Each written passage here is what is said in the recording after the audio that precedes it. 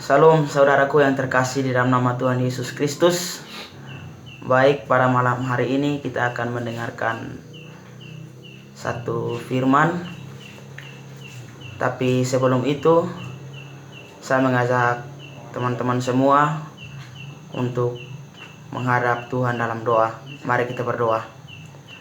Bapa dalam kerajaan surga, terima kasih Tuhan buat malam hari ini.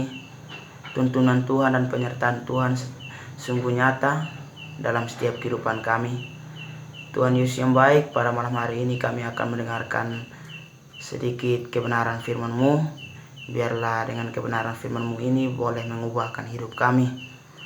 Tuhan, tuntun sertai kami semua yang mendengarkan juga. Biarlah apapun yang hamba sampaikan itu secara utuh mereka boleh terima Tuhan.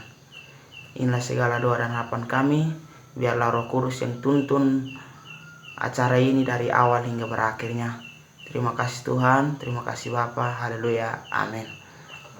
Baik teman-teman semua, pada malam hari ini kita akan membaca dan merenungkan salah satu firman Tuhan yang terambil dalam kitab surat Filipi pasal 4 ayat yang ke-6 yang berbunyi, "Janganlah hendaknya kamu khawatir tentang apapun juga, tetapi nyatakanlah dalam segala hal keinginanmu kepada Allah dalam doa dan permohonan dengan ucapan syukur." Saudara-saudaraku yang terkasih dalam nama Tuhan Yesus, setiap manusia dalam menjalani proses kehidupannya pasti ia melewati suatu proses yang namanya kekhawatiran dalam hidupnya. Baik itu secara akademis, mungkin setiap orang mungkin mengharapkan khawatir akan masa depannya, cita-citanya mungkin tercapai atau tidak. Kalau dunia sekuler, mungkin dalam segala usahanya, apapun yang ia lakukan, mungkin adanya kekhawatiran. Dalam dunia kerohanian, kita sebagai hamba Tuhan, kekhawatiran itu akan terus berkembang, akan terus menimpa, khususnya setiap orang percaya. Sebab dengan alasan bahwa setiap orang yang dekat dengan Tuhan, orang yang percaya kepada Tuhan, segala godaan dan cobaan itu pasti akan terus menghantami dirinya. Oleh sebab itu, kekhawatiran itu bisa mengakibatkan seseorang tidak bisa mencapai tujuannya secara maksimal. Jadi kesimpulannya, kekhawatiran itu tidak bisa membawa dampak yang baik, melainkan dampak yang negatif bagi setiap orang. Oleh sebab itu, lawanlah kekhawatiran itu. Baik saudaraku yang terkasih, bagaimana caranya kita melawan kekhawatiran itu? Kita sebagai hamba Tuhan, apa yang harus kita lakukan? Yang pertama, poin pertama di sini adalah nyatakanlah semuanya itu dalam doa dan permohonan.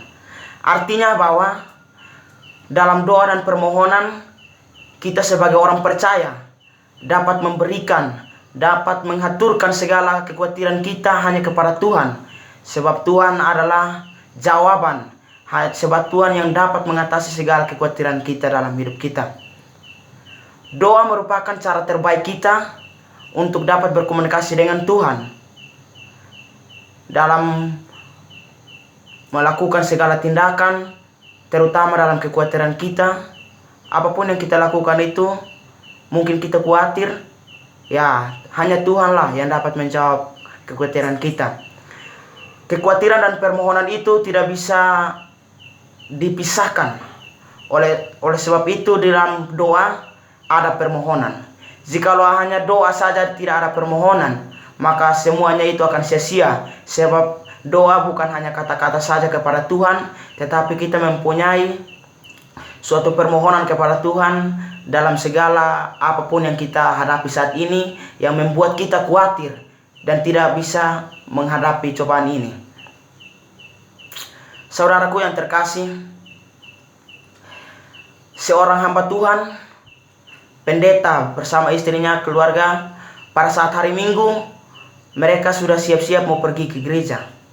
Tapi apa yang terjadi?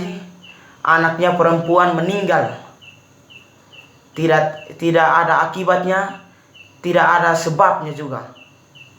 Tapi suatu hal yang dapat kita pelajari bahwa pendeta itu dia sangat optimis. Dia berkata bahwa, "Bu, ayo kita ke gereja." Nah, di saat itu dilemalah istrinya. Ada rasa kecewa, marah, sehingga bahkan ucapan yang tidak sesuai keluar dari mulut sang istri kepada sang pendeta. Tetapi sang pendeta itu dengan dia mengambil suatu tindakan dengan masuk ke dalam kamar, lalu berdoa kepada Tuhan dengan sungguh-sungguh serta permohonan, dan mujizat Tuhan terjadi pada saat itu. Apa yang terjadi, saudara? Anak itu dibangkitkan oleh Tuhan. Itu adalah menurut saya suatu mujizat yang terjadi. Ya, mungkin kedengarannya sangat tidak logis, tetapi semuanya itu terjadi karena ada kuasa Tuhan dan permohonan serta doa yang kita lantungkan.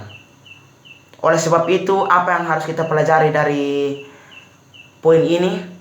Ya, semuanya, apapun yang kita khawatirkan, apapun cobaan dan badai yang sedang kita hadapi saat ini, percayalah saudara bahwa hanya doa dan permohonanlah yang dapat melawan. Hanya doa dan permohonanlah yang dapat mengatasi segala kekhawatiran kita. Saudaraku yang terkasih, nah, apa yang harus kita lakukan dalam melawan kekhawatiran ini? Poin yang kedua di sini adalah menyatakan semuanya itu dengan ucapan syukur. Saudaraku yang terkasih, ucapan syukur itu merupakan suatu hal, merupakan suatu tindakan yang dapat menetralkan segala apapun yang kita lakukan, segala apapun yang kita hadapi, baik itu cobaan, godaan yang dapat membuat kita meragukan kuasa Tuhan. Ucapan syukur merupakan suatu tindakan yang sangat bagus. Ucapan syukur merupakan suatu dasar yang harus dimiliki oleh setiap orang Kristen. Setiap anak-anak Tuhan, jikalau tidak ada rasa ucapan syukur dalam dirinya, maka semuanya akan berantakan. Baik itu tindakannya, baik itu cobaan yang ia hadapi, bahkan kekhawatiran saat ini juga dapat ia lawan, dapat ia hadapi, karena hanya dengan ucapan syukur. Saudara-saudaraku yang terkasih dalam nama Tuhan Yesus, saya sebagai mahasiswa STT, pada saat saya semester 3, saya kedapatan merokok. Dan hal itu sangat dilarang dalam ruang lingkup STT. Namun semua hal itu kelihatannya secara manusia tidak bisa kita terima. Namun apa daya? Namun apa yang harus kita lakukan? Sebagai anak-anak Tuhan, saya menyadari bahwa hanya dengan ucapan syukurlah. Saya sadar bahwa dengan ucapan syukurlah saya bisa melewati semuanya ini. Kejadian tersebut sempat membuat saya meragukan akan kuasa Tuhan. Kejadian tersebut dapat membuat saya sempat bertanya, apakah ini panggilan saya atau tidak. Tapi saya percaya bahwa hanya dengan ucapan syukur, saya sadar bahwa semua yang saya lakukan ada campur tangan Tuhan, ada berkat yang indah, ada kuasa yang Tuhan lakukan. Bahwa saya sadar bahwa Tuhan masih memberikan kesempatan, Tuhan masih menegur saya untuk belajar dalam proses di tempat ini. Saudaraku yang terkasih di dalam nama Tuhan Yesus, dari semuanya ini, apa yang harus kita pelajari dari ucapan syukur ini? Jadikanlah ucapan syukur itu sebagai suatu pedoman. Jadikanlah ucapan syukur itu sebagai suatu ujung tombak yang dapat membawa kita kepada arah yang lebih baik, arah kebenaran. Sebab dengan ucapan syukurlah seseorang dapat menyadari akan kesalahannya. Dengan ucapan syukurlah kita bisa menyadari bahwa ada rencana Tuhan yang sangat mulia bagi kita. Saudaraku yang terkasih, ucapan syukur itu harus dimiliki oleh setiap orang. Oleh sebab itu saudaraku yang terkasih, beginilah firman Tuhan. Jadi pelajaran yang harus kita ambil pada malam hari ini yaitu dalam menghadapi kekhawatiran, marilah kita lawan dengan yang poin pertama yaitu nyatakanlah semuanya itu dalam doa dan permohonan. Yang kedua, nyatakan semuanya itu dalam ucapan syukur. Saya percaya bahwa kita akan melewati setiap badai dan cobaan. Kita akan dapat melawan setiap kekhawatiran yang dapat menghantami dan dapat membuat kita meragukan Tuhan. Kita akan dapat melawannya. Terima kasih Tuhan, terima kasih. Shalom, selamat malam. Tuhan Yesus memberkati kita semua. Amin.